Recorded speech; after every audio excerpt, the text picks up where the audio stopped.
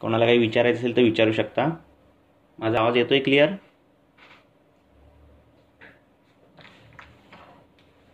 माझा आवाज क्लिअर येतोय? हो सर, येतोय आवाज. तुम्हाला काहीही विचारायचं असतील तरी निसंकोचपणे विचारा.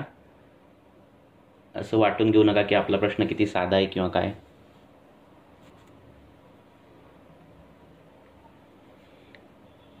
विचारा.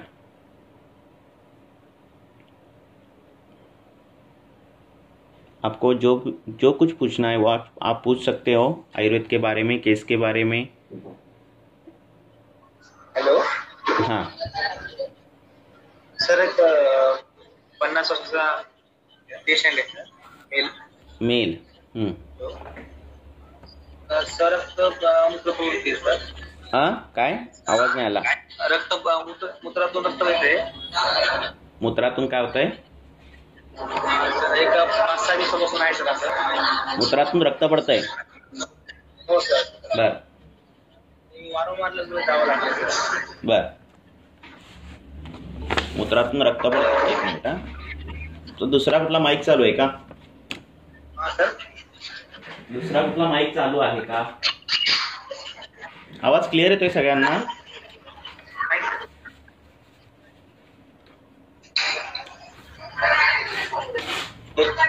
हॅलो. मूत्रातून रक्त प्रवृत्ती आहे सर 5-6 दिवसापासून. मूत्रातून रक्त पडतंय? हो सर. किती वर्षाचा आहे? काय सर? किती वर्षाचा आहे? 50 वर्षाचा. 50 वर्षाचा आहे. बर. मग वेदना खूप होत आहे. हा. आणि असं वारंवार घडतं. बर. असं वारंवार घडतं. कुठल्या आधीची ट्रीटमेंट झाली आहे का त्याला? कुठल्या आधी औषधं झाली आहेत का? नाही सर, त्याचे ट्रीटमेंट वगैरे त्यांनी जास्त घेतलेली होती. ट्रीटमेंट काही घेत नाही सर जास्त. हा, ट्रीटमेंट तो घेत नाही जास्त. बर. मग तू काय दिलंस का? उपशय मिळाला नाही असं काय काय म्हणतोयस? नाही सर, फक्त पेशंट बघितलाय सर. फक्त आता ट्रीटमेंट वगैरे काही केलेली नाही. आता हे मूत्रातून रक्त पडणे, हा माईक बंद केलास तरी चालेल. हां, किंवा ते रक्त पडतंय की नाही पडतंय, किंवा रक्त लाल कलरचं असणं, हां, वेदना असणं त्याच्यामध्ये, आणि वारंवार असणं, फ्रिक्वेन्सी, हां, अशा कंप्लेंट आहेत, बरोबर ना? हो सर. हो सर. तर आपण इन जनरल काय करतो की त्याचे हेतू बघून ते रक्तपित्त आहे का प्रमेय आहे का, हां, हे बघून आपण त्याला ट्रीटमेंट देतो, बरोबर आहे. आता नुसतं लाल कलरचं रक्त पडतंय आणि दाह होतोय असं प्रकरण असेल तर ते रक्तपित्ताकडे साधारणतः त्याचं संप्राप्ती घडलेली असते.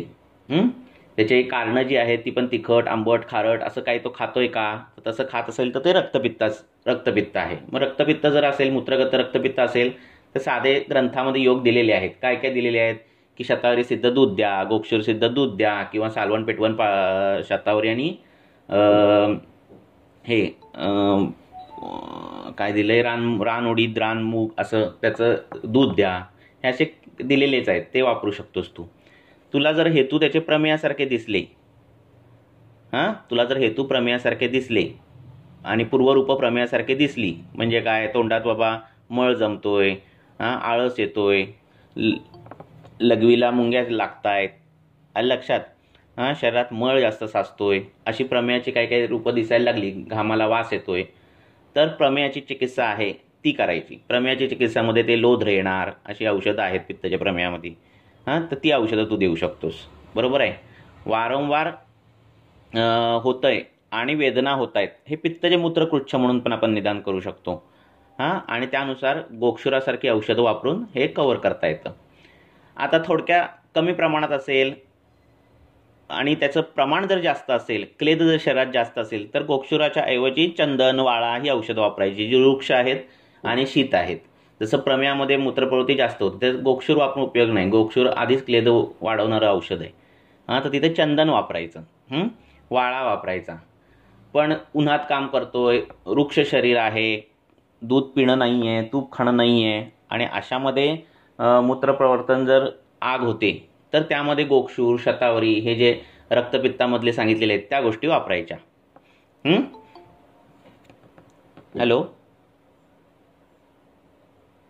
हो सर. हो सर. हां, तर पहिल्या या छोट्या योगांपासून सुरुवात करायचं. काय कुठल्या गोक्षूर, शतावरी, सालवण, पिठवण या वापरायचं. क्लेद नसेल त्याच्यामध्ये तर हे वापरायचं. क्लेद असेल तर चंदन, वाळा याकडे जायचं. ठीक आहे. मूत्रकृच्छ असं जर निदान आपण करत असू की वेदना खूप आहेत आणि थोडे थोडे लघवीला होते, मग त्या ओटीपोटावर लेप लावणं हे प्रकरण सुरू करायचं. यष्टी मधू, रक्तचंदन असे लेप लावायचे. केवळ नुसत्या थंड पाण्याच्या घड्या जरी ओटीपोटावर ठेवल्या तरी ती लघवीची आग कमी होते. किंवा लिंग प्रदेश जो आहे तोही थंड पाण्याने दिवसातून 5-6 वेळा धुतला तरी ते आग कमी होते. टप्प्याटप्पे कसा किती हेतू बलवान आहेत, आलं लक्षात. रुग्णाचं बल कसं आहे, काय आहे, त्यानुसार मग चिकित्सेची योजना करायची. खूप उन्हात फिरतोय, क्लेद अजिबात नाही आहे, वृक्ष शरीर आहे, बारीक शरीर आहे, दुखणं पण जास्त आहे, असं असेल तर केवळ जेवणाच्या आधी गाईचं तूप जरी 1 चमचा खाल्लं तरी ते कमी होणारं प्रकरण आहे. जशा जशा संप्राप्त्या वाढत जातात, किचकट होत जातात, कठीण होऊन जातं, तसं तसं मग पुढचे कल्प वापरू शकतो आपण. हॅलो. तर ते वापर तू. अजून कोणाला काय विचारायचं आहे का, ह्याच्यावर काय प्रश्न आहे का?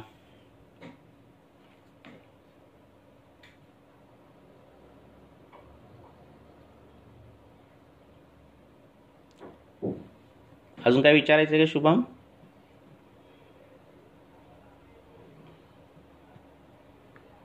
हॅलो.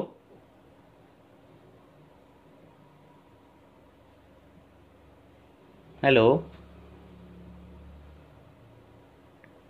हॅलो. माझा आवाज येतोय का? गेलेला का आवाज माझा? बरं बोला. कळालं ना? बोला. हॅलो.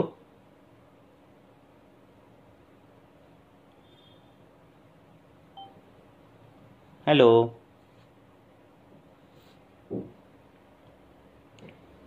येतोय सर, आवाज येतोय. हां, ठीक आहे. झालं ना तुझं समाधान?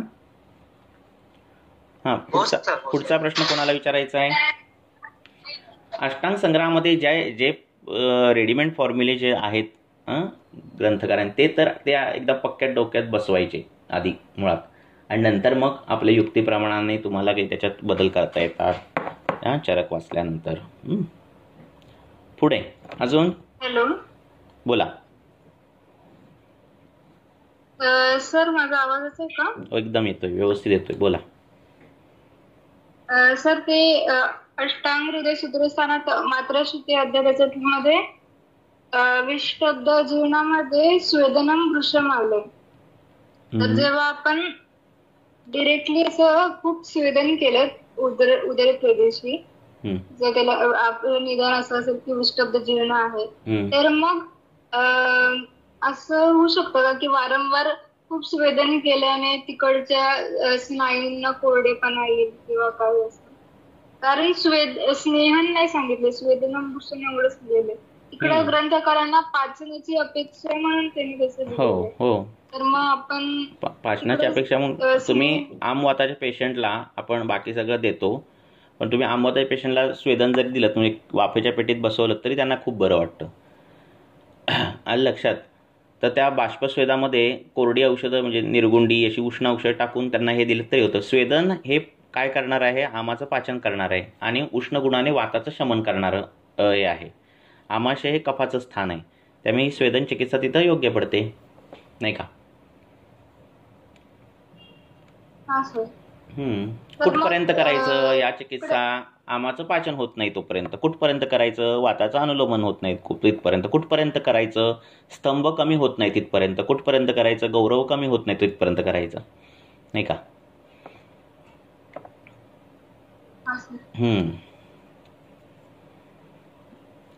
अजून सर असं जर आपण वारंवार केलं तर तिकडच्या स्नायूंना रोक्ष असं येऊ शकतं का?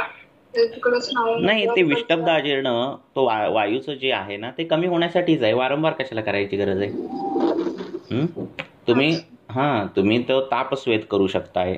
म्हणजे गरम हाताने शेकलं पोट हे पण स्वेदनच आहे. स्वेदन म्हणजे प्रत्येक वेळी नाडी स्वेदच आहे असं नाही आहे. अलग लक्षात.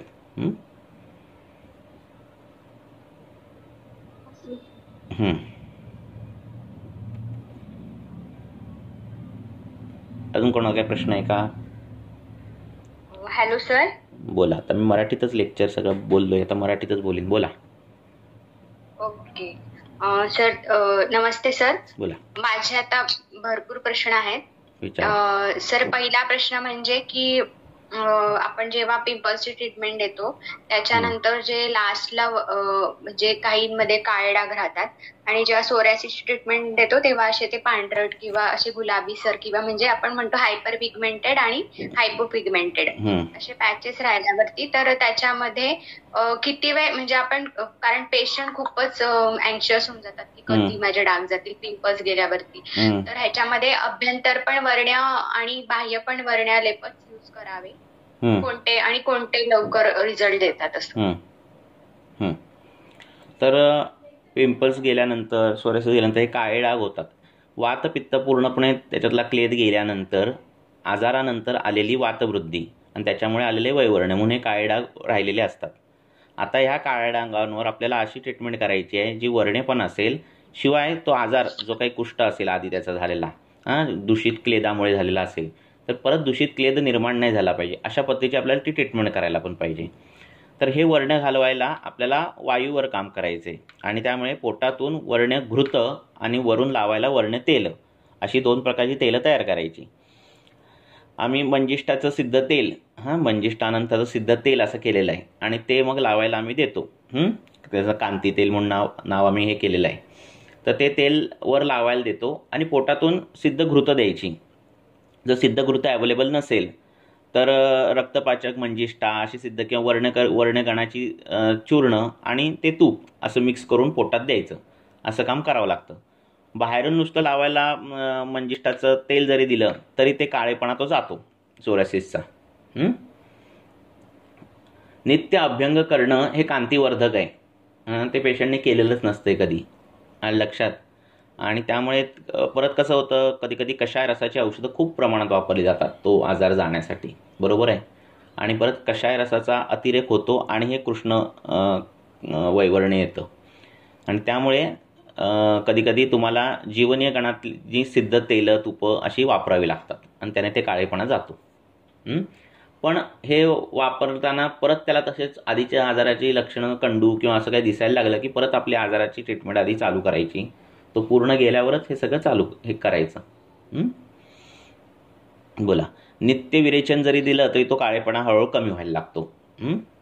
एरंड तेल असेल किंवा गाईचं दूध रिकाम्या पोटी पिलं आणि संडासला दिवसातून नेहमी 2 वेळा होते तर 3 वेळा झाली, 4 वेळा झाली तरी पण तो काळेपणा हळूहळू कमी व्हायला लागतो. विषय काय, वेळ लागतो प्रत्येक गोष्टीला.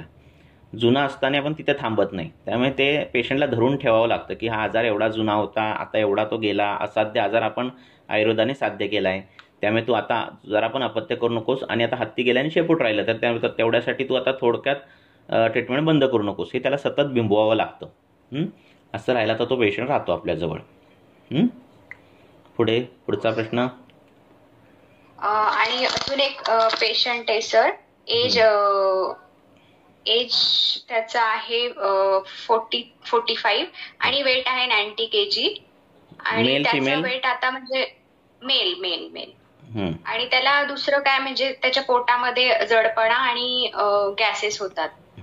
तर माझं ते विष्टब्धाजीर्ण म्हणूनच केलं मी, कारण त्याचं अध्यशन आहे आणि वेट तर त्याचं 2 वर्षात 15-20 किलो वाढलंय. तर मी सगळं पथ्य म्हणजे ते हॉटेलचं फूड वगैरे सगळं बंद करायला सांगितलं आणि त्याचा लघु आहार म्हणजे भाकरी वगैरे फळभाज्या असं. आणि एक म्हणजे तिचं वजन वाढल्यापासून त्याचा घोरण्याचा प्रॉब्लेम खूप वाढलाय. तर बाकीचे तर मेडिसिन दिलंय मी, पण मला ते घोरण्याचं म्हणजे त्याचं बरोबर वेट लॉस कमी झाल्यावर त्याचं घोरणं आपोआप कमी होणार का, त्याच्यासाठी स्पेसिफिक मला काहीतरी द्यावं लागणार? वेट लॉस कमी झाल्यावरच घोरणं कमी होणार. बरोबर. एक म्हणजे त्याचा मी त्याला अनुलोम विलोम आणि ओंकार त्यातल्या त्यात त्याला म्हणायचं की डाव्या कुशीवर झोप, अशा पद्धतीने बघायचं. आणि जेवढा खांद्यापासून ह्याचं अंतर आहे डोक्याचं तेवढीच जाड उशी घ्यायची. म्हणजे त्यातल्या त्यात त्याचा जो ट्रॅक आहे रेस्पिरेटरी ट्रॅक तो सरळ येतो आणि त्यातल्या त्यात तो अवरोध कमी बसतो आणि घोरणं कमी होतं. डाव्या कुशीवर झोपला आणि सरळ म्हणजे जी सर्वायकल स्पाईन सरळ होईल अशा पद्धतीची उशी जर दिली तर अवरोध कमी होऊन घोरणं दिसत नाही, जाणवत नाही पेशंटचं. म्हणजे ती उशी वर नको आणि खाली पण नको. हो. उशी नसणं चुकीचं पण आहे आणि असणं मोठी असणं ती पण चुकीचं आहे. बरं सर. ओके. आणि अजून एक पेशंट आहे, ती सर मी मागे पण डिस्कस केलं होतं. काय एक पेशंट ची केस सर, एक मिनिट आहे, मला ती काढायची. ती 18 इयर्स फिमेल आणि वेट तिचं 73.5 होतं आणि आता तिचं वेट झालंय 69. 18 इयर्स फिमेल आणि इरेग्युलर पिरियड्स आणि 5 फीट हाईट आणि तिचं 73.5 होतं वेट आणि आता तिचं वेट झालंय 69, जवळजवळ 2 महिन्यानंतर. कमी झालंय. हो, कमी झालंय, 4 किलो कमी झालं. बर, मग तिचं शिरशूल होतं सर, तर शिरशूल मध्ये मी तिला लघुसूतशेखर दिलं होतं आणि तिचं MRI वगैरे लहानपणी पण केलं होतं तिला, म्हणजे इतकं शिरशूल पूर्ण डोक्यामध्ये येतं. आणि मग दुसरं तर काही स्पेसिफिक नाही, MRI पण नॉर्मल होता तेव्हा तिचा. आणि मग आता परत म्हणजे ट्रीटमेंट सुरू केल्यानंतर ते जरा कमी झालं. मी तिला पहिले सुरुवातीला अमृतापाचन वगैरे दिलं होतं आणि तिला पायाला वॉट्स पण होतं, तर ते पण मी तेल वगैरे दिलं आणि लघुसूतशेखर सुरू केली होती आणि आरोग्यवर्धिनी आणि पथ्यादी काढा सुरू केला होता. तर ती म्हणली जरा आता ते कमी झालंय, पण एका मागच्या आठवड्यात तिला खूपच परत तसंच अटॅक आला. मग मी लगेच तिला बोलवलं आणि विचारलं की तू सकाळपासून काय काय केलं, म्हणजे मला बघायचं होतं की ऍक्च्युली तिला ते खरंच फिजिओलॉजिकल आहे की काहीतरी सायकोलॉजिकल किंवा तिथे काहीतरी अपथ्य होतं. तर तिच्या अपथ्यामध्ये तेच की तिने सकाळी लस्सी पिली आणि फुल डे ती उपाशी होती आणि नंतर 4 वाजता आल्यावर तिने जेवण केलं, तर ते जेवण मध्ये पण तिने तुरीची डाळ खाल्ली. आणि हे मी तिचं ऑब्झर्व, मग मी तिच्या आईला समजवलं की हिला काही असं जास्त मेजर प्रॉब्लेम नाही, हे सगळं अपथ्य केल्यामुळे तिला झालंय. त्याच्यामुळे हे परत तिने खाल्ल्यानंतर परत ती खेळायला गेली आणि मग त्याच्यानंतर तिला ते सुरू झालं आणि तिला एवढं हेडेक होतं की ती हातपाय झटकते वगैरे इतकंपर्यंत, म्हणजे तिचे आई वडील घाबरतात. तर म्हणून मला हे तिच्या अपथ्यामुळेच होतंय आणि तिला अजून काही ऍड करावं लागेल का, सेम ट्रीटमेंट सुरू ठेवावी लागेल? अपथ्यामध्येच बघा, आणि कधी कधी हेतू पेशंट सांगत नाही. आता एक लक्षात ठेवायचं, आता फॉर एक्झाम्पल ए नावाचा हेतू घडतोय, ए नावाचा हेतू पेशंटमध्ये घडतोय. एक 10-5 पेशंट घेतले आपण समोर आणि त्या प्रत्येक पेशंटला ए नावाचा हेतू दिला, कुठलाही एक हेतू दिला. तर त्या 5 मध्ये पहिल्या माणसाला एक व्याधी अ नावाचा व्याधी होईल, दुसऱ्या माणसाला ब नावाचा व्याधी होईल, तिसऱ्या व्यक्तीला क नावाचा व्याधी होईल. प्रत्येक व्यक्तीला ते 5 वेगवेगळे व्याधी होती, बरोबर आहे. प्रत्येकाला तोच व्याधी होईल असं नाही. तर आपण काय करायचं, आता सपोज कुठला तरी एक बाबा उडदाची डाळ त्याने खाल्ली आहे जास्त किंवा कुळीथ जास्त त्या पेशंटने खाल्लंय. आता त्या कुळीथ जर त्या पेशंटने खाल्लंय आणि त्या पहिल्या पेशंटला मूळव्याध झाला, दुसऱ्या पेशंटला त्वचाविकार झाला, तिसऱ्या पेशंटला डोळे लाल झाले, चौथ्या पेशंटला शिरोदाह झाला. आता ह्यांना जे वेगवेगळे झालेले आहेत ना व्याधी, तर ह्या पहिल्या पेशंटला मूळव्याध झाला, ह्या पेशंटला आरशाची कारणं विचारायची. म्हणजे तो हा प्रवास करतो का जास्त, ह्याला गुदाला मार लागलाय का जास्त, ह्याला अतिसार झालेला का, जर स्त्री असेल तर डिलिव्हरी झालेली का, आमगर्भ झालेला का, रिपीटेड अबॉर्शन झालेली का, ही कारणं विचारायची. का?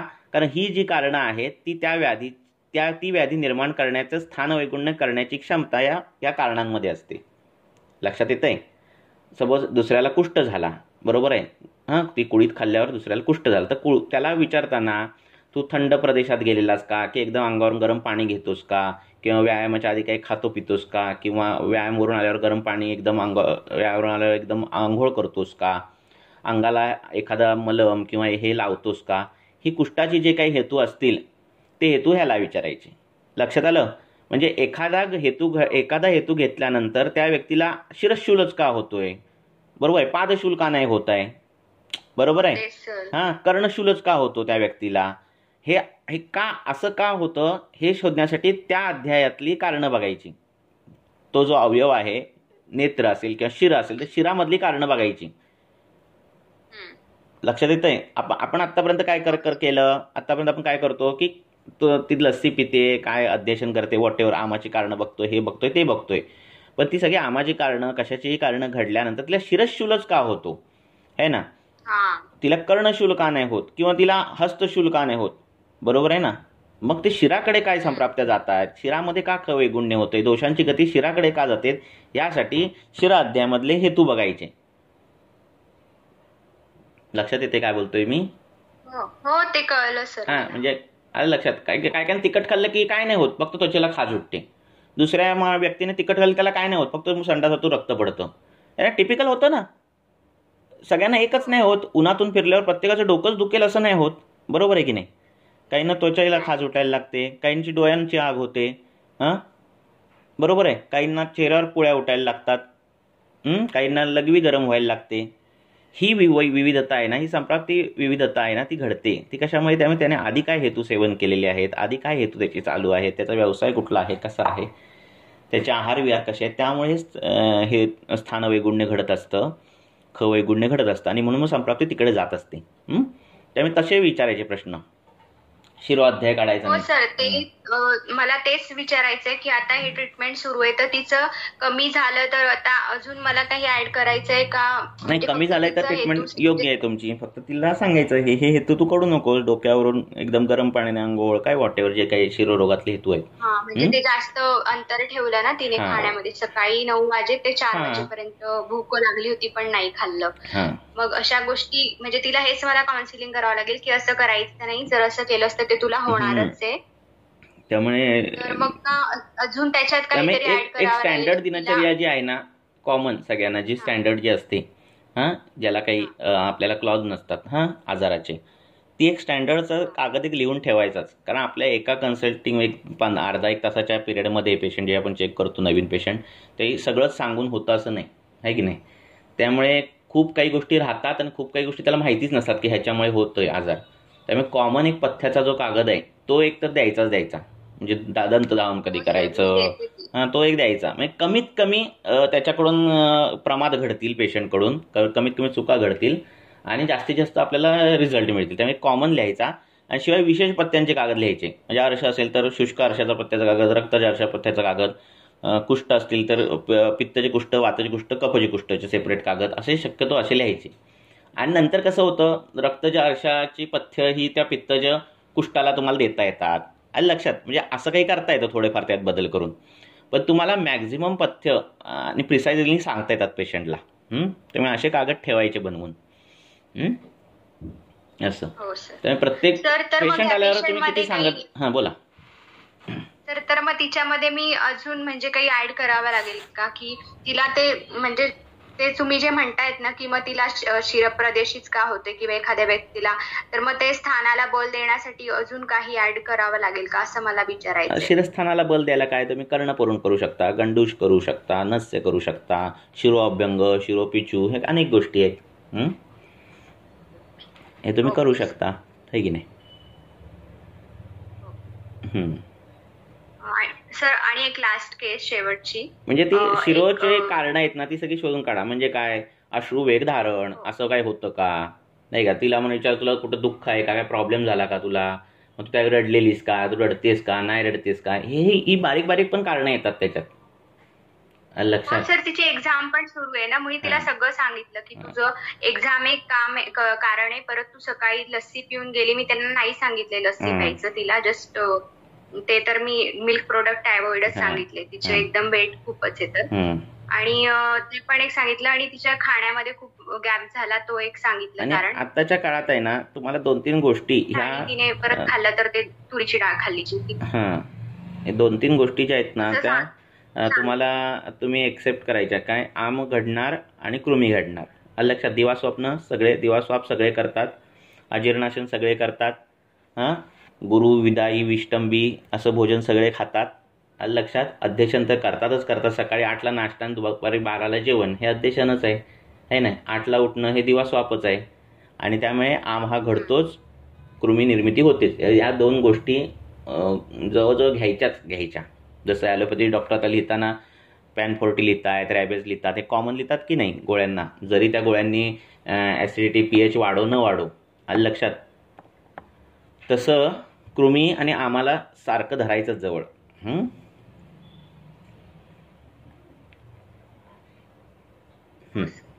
अजून सर अजून एक केस, वय 41, स्त्री आणि हाईट 5.3 आणि वेट आहे तिचं जवळजवळ 91 kg आणि तिला आहे व्हेरिकोज वेनचा त्रास. आणि रिसेंटली तिने ब्लड, म्हणजे मी तिला सांगितलं सगळं बीपी चेक किंवा तुझे ब्लड टेस्ट करून घे.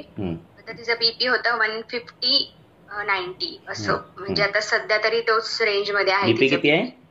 आणि थोडं 150/90. ठीक आहे, बर. हा असं आहे. तर मी तिला सध्या तरी रसपाचक आणि हेअरफॉल खूप आहे, म्हणजे तिला जानेवारीमध्ये कोरोना पण होऊन गेला होता आणि हेअरफॉल खूप, म्हणजे वजन किती आहे म्हटलं तुम्ही तिचं? 91. हा 91 आहे सर. म्हणजे जवळजवळ तिने प्रत्येक वेळेस वेगवेगळ्या मशीनवर केलं ना, तर त्याच्यामुळे ते खूपच, म्हणजे कधी म्हणते 94 आहे तर कधी 92, कधी 91. त्वचा कोरडी असते काय तिची? तिची त्वचा नाही, तिला व्हेरिकोज वेन पण आहेत आणि त्वचा कोरडी नाहीये, बाकी सगळं ठीक आहे. फक्त तिला व्हेरिकोज वेनचा प्रॉब्लेम आहे, त्याच्यासाठी तिने अप्रोच केलं होतं. व्यवसाय काय आहे? आणि टीचर आहे, तेच टीचरमुळे. आणि सध्या 2 वर्ष तर काही नव्हतं, त्यांचं स्टँडिंगच असतं ना, आणि स्टँडिंग परत तिचा व्यायाम होता खूपच, म्हणजे. आणि खाणं, ती म्हंटली मला मी भूक नसताना जवळजवळ जेवते, मग म्हटलं ते बंद करतो, भूक नसताना जेवण करायचं. कसं आहे, खूप काळ उभं राहणं किंवा बसताना पाय लटकट ठेवणं हे असं सगळं शास्त्रात नाहीच आहे. बसून मांडी घालूनच जे करायला सांगितले, बसायला किंवा. आणि त्यामुळे हे होतं. अशा जर रक्तपित्ताची कुठलेही जर कारणं असतील आणि व्हेरिकोसिटी जर दिसत असेल तर ते रक्तदृष्टीतून शिराकंडरांची दृष्टी असं पकडायचं. तसं काही नसेल आणि केवळ उभं राहणं आणि अशी कारणं असतील तर वाताची ट्रीटमेंट करावी लागते. काही तुम्ही रक्तमोक्षण करून काही फरक पडत नाही. तर वाताच्या ट्रीटमेंटमध्ये बंधन जी चिकित्सा येते, क्रेप बँडेज, लक्षात, ते आपलीच चिकित्सा आहे. तर क्रेप बँडेज करायची आणि शाळेला जायचं, त्याला पर्याय नाही. आणि रात्री झोपताना पाय वर करायचे.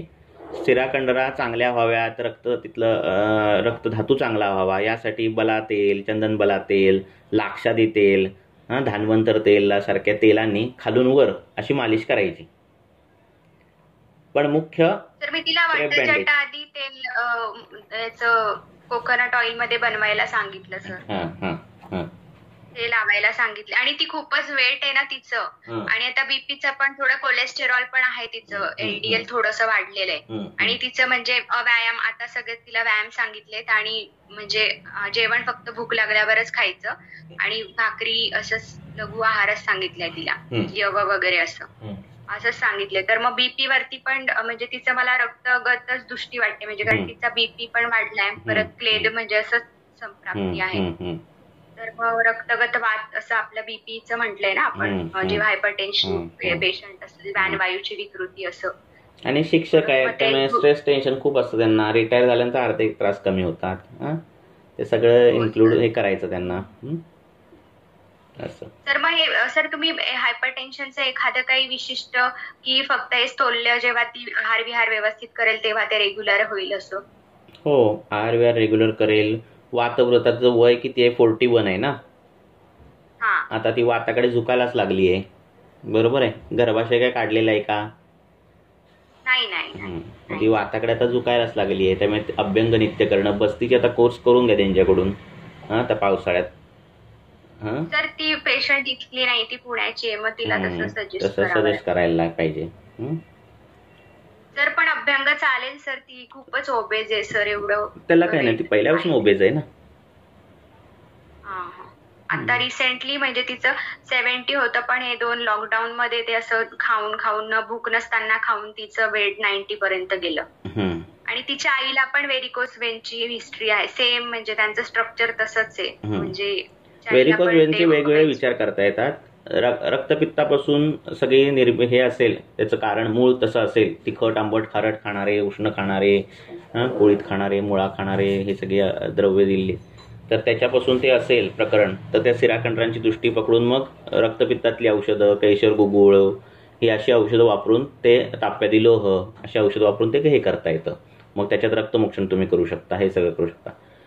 उभं राहणाऱ्यांचा व्यवसाय आहे, कंटिन्यूस उभं राहणं असं ज्यांचा व्यवसाय आहे, त्यांच्यामध्ये ही वातवृद्धीमुळे होणारी घटना आहे आणि त्यामुळे त्याच्यात अभ्यंग करणं आणि क्रेप बँडेज लावणं. आम्ही सरळ अभ्यंग करायला लावतो आणि वरून क्रेप बँडेज लावायला सांगतो, कारण उभं राहणं ते बंद करू शकत नाहीत, त्यामुळे निदान हे सतत चालू राहणार.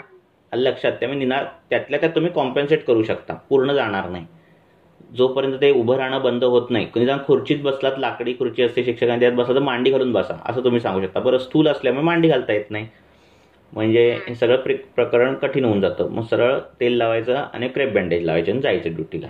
आणि मग रिटायर झाल्यानंतर मग निवांत पाय वर करून झोपायचं, बसताना मांडी घालायची, हे सगळं चालू करायचं म्हणायचं असं. Okay sir. आणि सर अजून एक पेशंट आहे, 14 इयर्स बॉय, आणि त्याला शय्यामूत्रता आहे आणि पालित्य 14 म्हणजे पांढरे झालेत त्याची केस. मुलगा 14 शय्यामूत्रता म्हणजे अजूनही तो लघवी करतो झोपेमध्ये, आणि थोडस म्हणजे एवढा म्हणजे असं त्याला कळत नाही की काय करायला पाहिजे, असं मध्येच कोणाला तरी दगड मारून देईल, म्हणजे एवढा मेंटली तो काही हे नाहीये, अभ्यासात पण थोडा चंचल आहे का? हा, चंचल खूप आहे. हो, चंचलत्व त्यांचं. आता ही लहान मुलांमध्ये एक तर कृमीचा विचार करायचाच, शिवाय त्यांचं ही चंचलता कमी करण्यासाठी गुरु द्रव्ये जी आहेत ती द्रव्यांचा वापर करायचा. ब्राह्मीसारखी द्रव्य, ब्राह्मी घृतासारखी औषधं ती त्यांना चालू करायची. कृमींचा पण विचार करायचा शय्यामूत्रतेमध्ये. वय वाढल्यानंतरची जी शय्यामूत्रता आहे त्याच्यामध्ये स्नायूंचं शैथिल्य, त्याच्यामध्ये तुम्ही अग्निमंथ, अगरू ही अशी द्रव्य, त्याचा अगरूचा चांगला फायदा होतो, तर अशी द्रव्य तुम्ही वापरू शकता. पण ह्या लहान मुलांमध्ये कृमींच्या विचाराने आणि ब्राह्मीने हे प्रकरण सॉल्व्ह करता येतं. कमरेला कडदोरा बांधायचा आणि त्याला वेखंडाचा तुकडा बांधायचा, आणि तो कडदोरा जरा टोचला पाहिजे त्याच्या कमरेला आणि जास्त कचला पण नाही पाहिजे, अशा पद्धतीने तो बांधायचा, जेणेकरून तिथल्या संवेदना जास्त जागृत व्हायला लागतात, तिथल्या संवेदनांमध्ये बल यायला लागतं कमरेखाली, आणि ती शय्यामूत्रता हे होते. लघवी होते म्हणून रात्री घाबरवणं आणि तू असा काय करतोस, वेडा झालास, त्याचं जे करणं, त्याच्याने परत ग्रहबाधा होते. मुलांना घाबरवल्याने ग्रह पकडत सांगितले, आणि तो 14 वर्षाचा आहे म्हणजे अजून बालावस्थेतच आहे. त्यामुळे तो वेखंडाचा प्रयोग करायचा. वेखंड मनगटावर बांधा नाही तर कमरेला बांधत तर चांगलं, असं करायचं. आणि सर ते पित्तकर आहारामुळे पण त्याचे ते सगळं ते कुरकुरे चिप्स त्याच्यामुळे अंड ब्रेड त्याचे केस पण पांढरे झालेत खूप. मग त्यामुळे ते तसं त्याला करायचं, त्याला सगळं सांगायचं. आणि हे तर सगळं वाढलंय बाहेरचं फूड, त्यामुळे कठीण झालंय सगळं. हो, पण सर त्यांचा काय प्रॉब्लेम आहे एक मोठा सांगू. ती जी आई आहे ना, तिला मी काउन्सिल केलं, पण तिचे जे मिस्टर आहेत ना ते अजिबात ते म्हणतात की त्याला माझ्या मुलाला किंवा ब्रेड द्यायलाच पाहिजे तू आणि अंड द्यायलाच पाहिजे. तो आपला पेशंट नाही म्हणा, पाठवायचं दुसरीकडे, आहे की नाही. उगाच आपण ट्रीटमेंट देणार, मग आपण ट्रीटमेंट दिली फरक नाही पडणार, आपली यशकीर्ती हानी होणार, त्याच्यापेक्षा दुसरीकडे जा म्हणायचं. मग आहे की नाही, ऐकलं तरच ना. वैद्य मानिदम, पेशंट त्याग कुठला करायचं सांगितलेलं आहे, चंडम शोकातुरम बिरू, है ना. त्याच्यामध्ये वैद्याची आज्ञा न पाळणारा उपयोगच नाही. तुम्ही भले छान विचार करताय, तुम्ही भले छान औषधं देताय, पण त्याने ती व्यवस्थित घेतली पाहिजेत ना.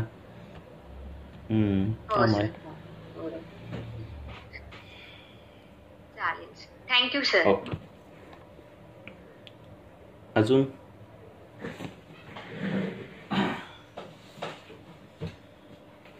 कोणाला काही विचारायचं असेल तर विचारू शकता तुम्ही.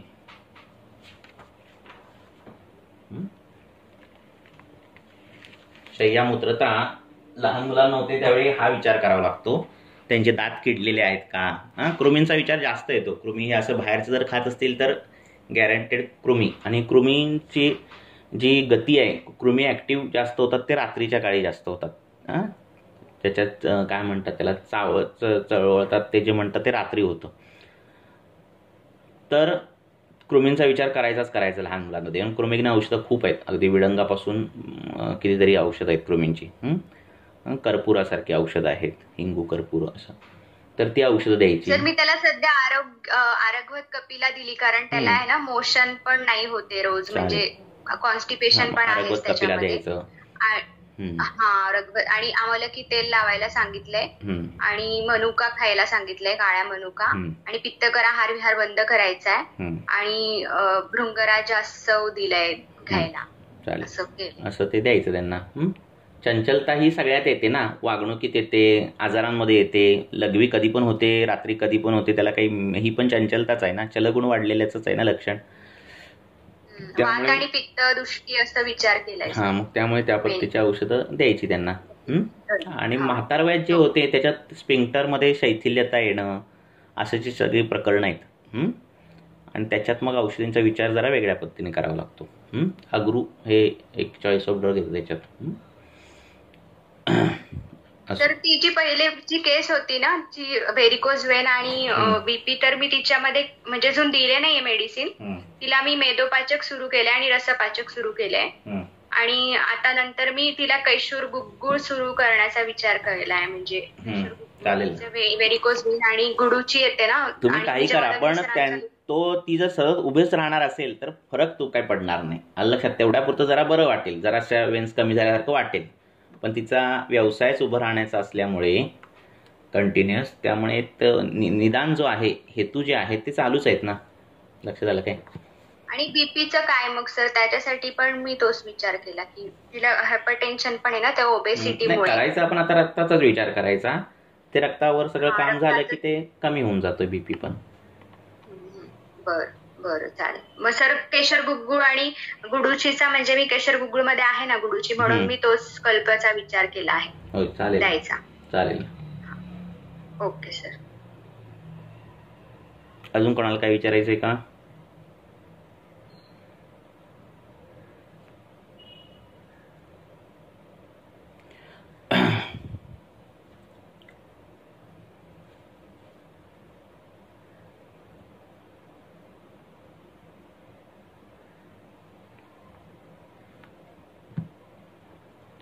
कोणाला काय विचारायचं ते विचारा. अजून 15-20 मिनिटं आहेत आपल्याकडे.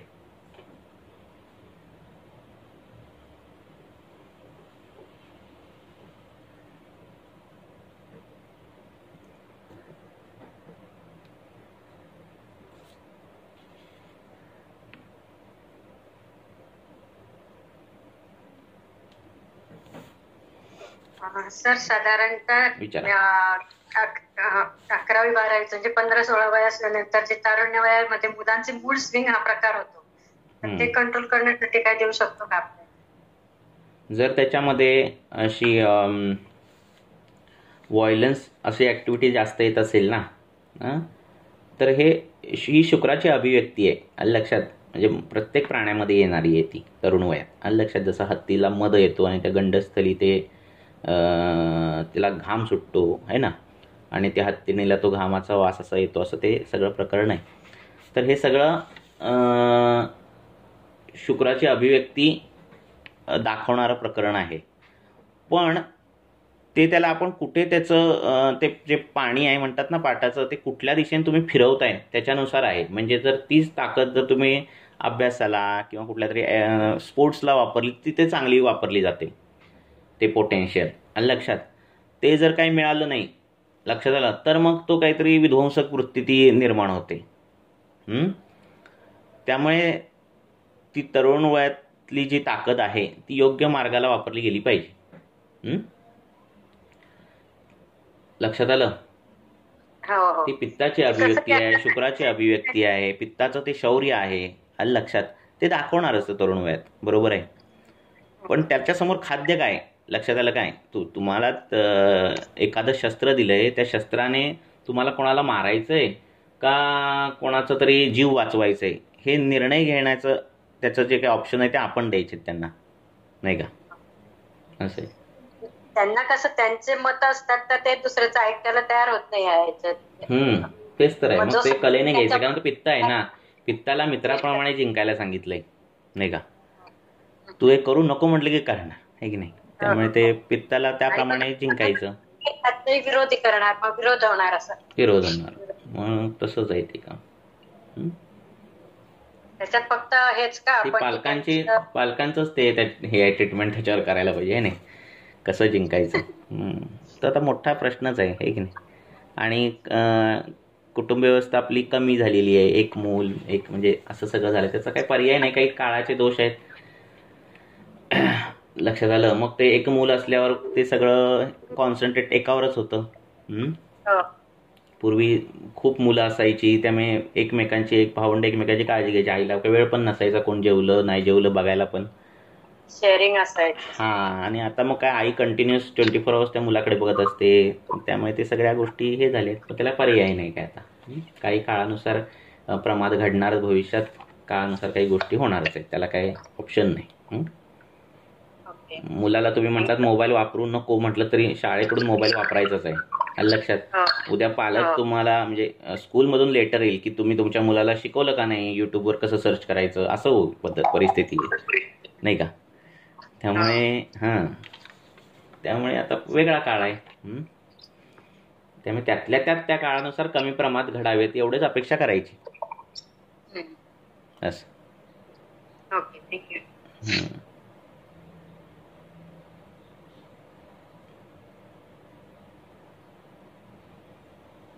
अजून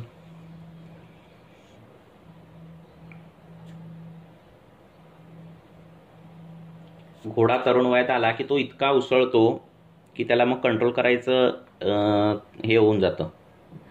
आणि मग त्याला खदीर खायला दिलं जातं. आणि मग खैराने काय होतं शुक्र कमी होतो आणि तो शांत होतो घोडा. लक्षात.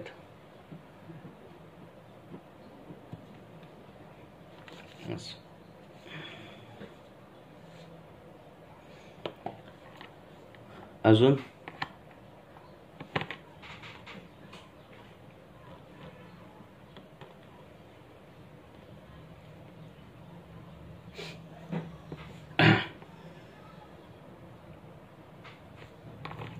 काय विचारायचं विचारा. एक पेशंट होता तरुण म्हणजे 40 वयाचा पण त्याला कोणीतरी मारलं होतं तर त्याचे असे व्रण उठलेले होते म्हणजे आघातच आहे. जखमा नाही झाल्या पण आतून ते हिरवनिळं झालं होतं काय. त्यांना मी सूक्ष्म त्रिफळ आणि आपलं रक्त हे म्हणून लेप गोळी वगैरे दिली की उघळून त्याच्यावर लेप द्यायला. तर बरोबर येतं का. आघाताचे व्रण असेल तर त्याच्यावर वाताचे आणि रक्त शोधनाचे असे उपचार करायचे आहे की नाही. मग वात आणि रक्तासाठी उपयुक्त काय आहे घृत आहे की नाही. घृत द्यायला.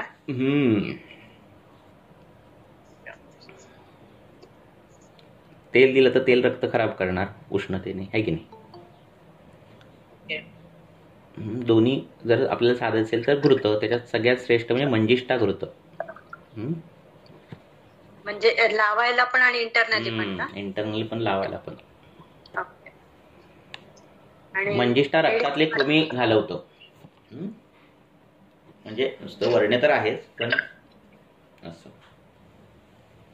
आणि मग इंटरनली द्यायचं मेडिसिन द्यायचं म्हटलं तर मग कसं आपण म्हणजे एक असं हे विचार करतो ना की मार लागलाय तिथं रक्त साकळलंय तर असं सूक्ष्म त्रिफळा वगैरे असं काही देऊन होतं. वात रक्तामधली द्यायची. ओके. वात रक्तातली औषधं द्यायची. ओके. काही सर्वगोळ वगैरे चालेल.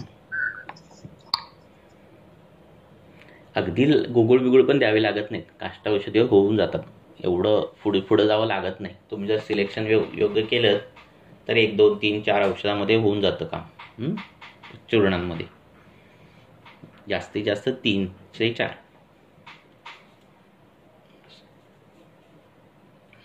अजून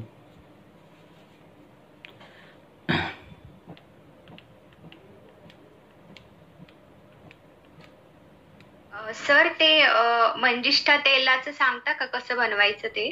म्हणजे जर माझ्याकडे चूर्ण असेल तर मग ते किती प्रमाणात चूर्ण घ्यायचं आणि साधारणतः आता मंजिष्ठा चूर्ण जे आहे मंजिष्ठा आणि अनंता ते दोन्ही मिळून असं 70 ग्रॅम साधारण तुम्ही म्हणजे आम्ही घेतलेलं आहे 50 ते 70 ग्रॅम घ्यायचं. त्याचा काढा करायचा रेग्युलर पद्धतीने. दोघं मिळून समप्रमाण 35 ग्रॅम 35 ग्रॅम. आणि त्याचा काढा करायचा आणि आपलं जे तेल सिद्ध आपण करतो त्याप्रमाणे तेल सिद्ध करायचं. सर ते 70 ग्रॅमला किती पाणी घ्यायचं सर? तुम्ही आपण जे सिद्ध करतो त्याप्रमाणे. आम्ही कसं करतो, साधारणतः 2 ग्लास पाणी घेतो आणि त्याचा 1 ग्लास करतो. 1 लिटरसाठी बोलतोय हा. आणि मग त्याचा 1 ग्लास केल्यानंतर मग 1 लिटर तेल टाकतो. 1 लिटर पाणी घ्यायचं? नाही, मी सर 70 ग्रॅमचं विचारते. 70 ग्रॅमला तुम्हाला सांगतो साधारणतः 70 ग्रॅम तुम्हाला सांगतो साधारणतः अर्धा लिटर पाणी घ्यायचं आणि अर्धा लिटरचं पाव लिटर करायचं पाणी आणि नंतर त्याच्यात 1 लिटर तेल टाकायचं आणि सिद्ध करायचं ते पाणी आटवून. 1 लिटर म्हणजे मी असं आमच्याकडे करतो. तिळाचं तेल. ओके. आणि मग ते छान लाल बुंद तेल होतं.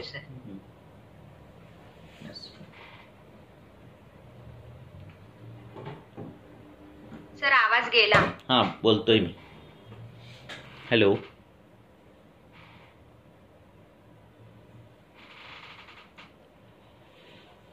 अजून एक प्रश्न घेऊन थांबूया.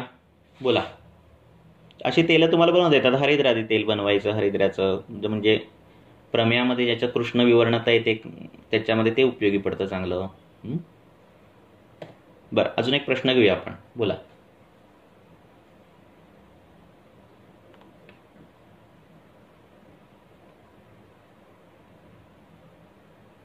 हॅलो, येतोय का आवाज? हो सर, येतोय. सर, आणि ते श्वेत वैवर्णे जखम झाल्यानंतर त्याच्यामध्ये कोणतं तेल वापरायचं? ते शित्रा जो आहे, तो शित्रासारखाच होतो प्रकार. पांढरा डाग उठतो तो ना. हा, म्हणजे सोरियासिस बरं झाल्यावरती असं गुलाबी सर असं राहतं ना सर? ते तुम्ही फोटो पाठवलात तसा? हा. तो अजून व्हायचंय की? अजून ट्रीटमेंट देऊन ते होणार की कमी?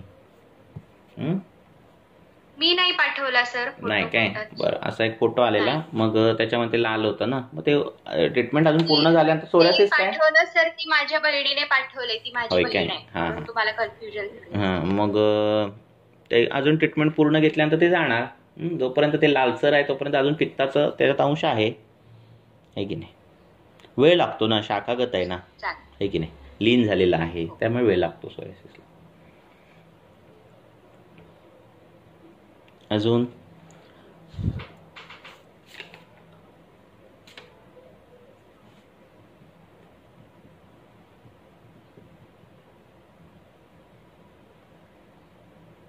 एक प्रश्न घेऊन थांबूया. कोणीही विचारा रॅन्डम.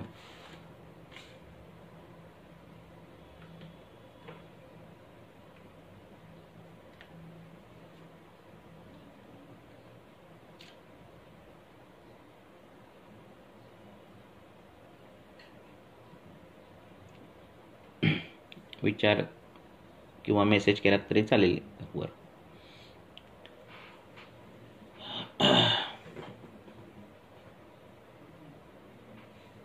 सर, हिंगवाष्टन, लवण भास्कर आणि अविपत्रिका हे चूर्ण कोणत्या कोणत्या स्टेज मध्ये आणि कसं वापरता येईल? अरे सोपं आहे ना. ते चूर्णांचे अधिकारच दिलेले आहेत नाही का?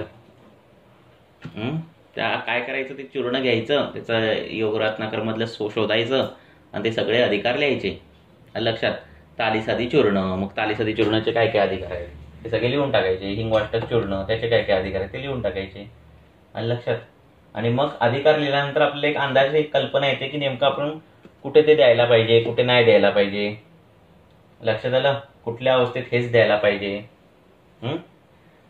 तालीसादी चूर्ण, मूळ वातानुलोमन सांगितलेलं आहे. असे वेगवेगळे अधिकार सांगितलेले आहेत. ते बघितलेत तर तुम्हाला खूप छान आयडिया येईल नाही का? आता पेशंटला आपल्याला लवण द्यायचं नाहीये, पण हिंगवाष्टक सारखंच चूर्ण द्यायचंय नाही का? सैंधव द्यायचं नसेल, हिंगवाष्टक सारखंच चूर्ण द्यायचं असेल तर अग्निमुख चूर्ण तुम्ही देऊ शकता. म्हणजे थोडेफार फरक पडतो, पण ते फरक महत्वाचे आहेत.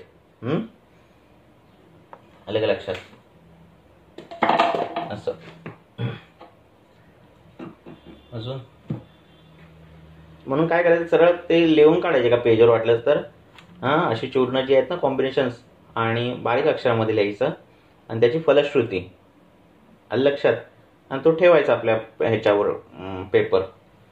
टेबलाच्या तिथे, म्हणजे आपल्याला एक्झॅक्ट निवडता येतं.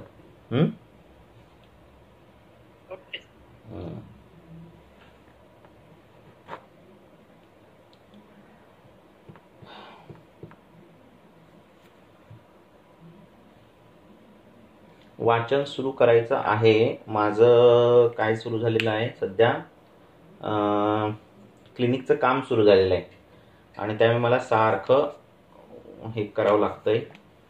जरा लोड वाढलेला आहे आणि सकाळच्या त्यामुळे बस्त्या केलेल्या, ज्या संध्याकाळी घेतो त्या सकाळी केलेल्या आहेत बस्त्या, कारण संध्याकाळी पेशंट असल्यामुळे. मग त्या सकाळी 7ला बस्ती सुरू होते.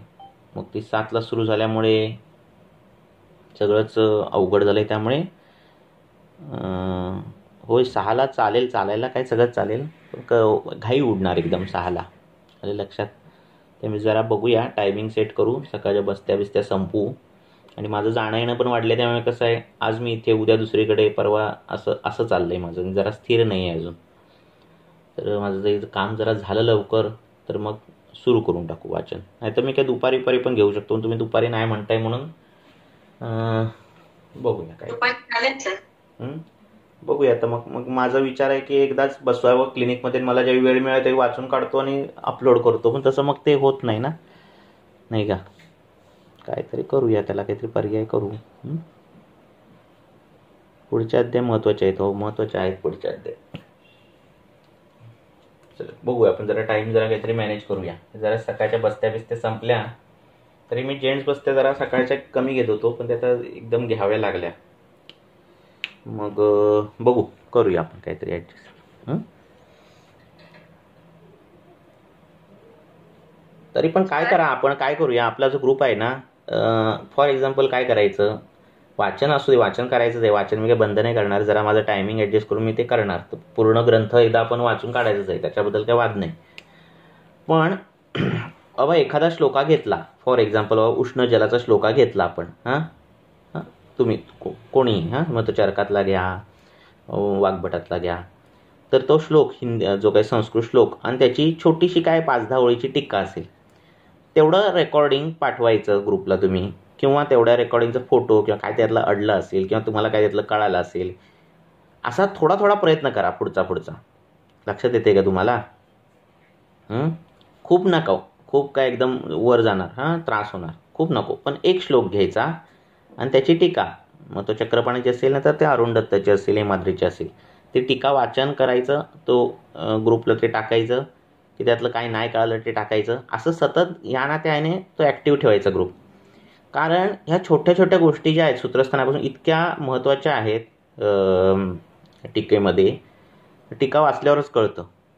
एका वेळी आपण सगळं तर नाही वाचू शकत. मग असं करू शकतो ना, एवढेच आपण 257 मेंबर आहेत, त्यातले आपण असं करू की 200 मेंबर इनॲक्टिव्ह आहेत असं पकडू आपण, 57 मधले 7 पण इनॲक्टिव्ह आहेत असं पकडू. तर 50 जणं जी आहेत ना, ती त्यातली 40 पण आपण घालवू, तर 10 जणं तरी हे करू शकतात की एक श्लोक टाकला, त्याची ही टीका मी वाचली, असा अर्थ कळाला, मग ते लेखी असेल, लिहिलेलं असेल किंवा व्हॉइस मेसेज असेल, किंवा त्यातला हा अर्थ कळाला नाही, असं काही ना काहीतरी करून ग्रुपमध्ये तो ॲक्टिव्ह राहिला ग्रुप, तर कसं होतं, एक प्रश्न होतो त्याची उत्तरं 2 मिळतात, मग 2 3 लोकांना जास्त कळतं, असं करून तो आपण ॲक्टिव्ह राहतो ना.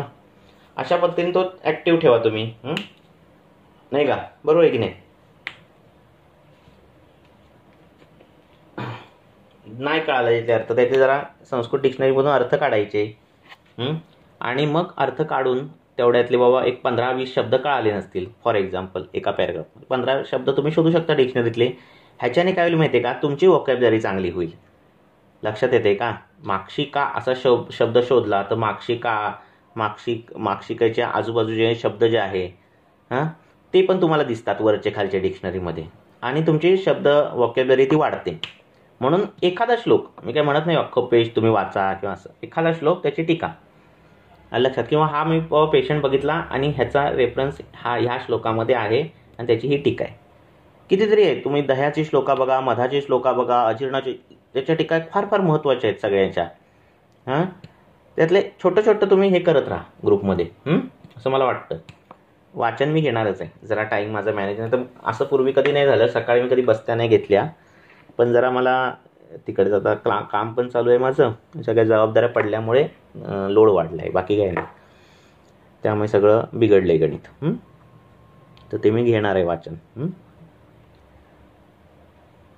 पण आधीचे जे वाचन केलेले आपले यूट्यूबचे व्हिडिओ खूप आहेत, ते पण ॲटलिस्ट निदानस्थान तुमचं झालेलं पाहिजे. आता निदानस्थान तर पूर्ण आपण घेतलेलं आहे, अपलोड केलेलं आहे. समोर ग्रंथ घ्यायचा, सकाळी 6ला उठून 5ला उठून, आणि तेवढं निदानस्थानाचं वाचून घ्यायचं. समोर ऑडिओ ठेवला की तुम्हाला ते वाचल्यासारखंच आहे मी, आहे की नाही?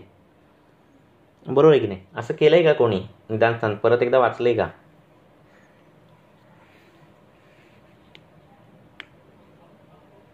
हां, मग तसं तेवढं परफेक्ट झालं की मग तसं करा. ठीक आहे? तर अशा पद्धतीने ग्रुप करा, ॲक्टिव्ह ठेवा. काही ना काहीतरी त्याच्यात हे करा. देववाणी संस्कृत नाव आहे त्याचं, संस्कृत बेस आपला शास्त्राला धरून असलेला ग्रुप आपला आहे असं पकडून तुम्ही त्याच्यात हे टाकाय, कॉन्ट्रीब्युशन करा. नाही कुठे आलं तर आहेच मी सांगायला. ओके, चालेल, थांबूया.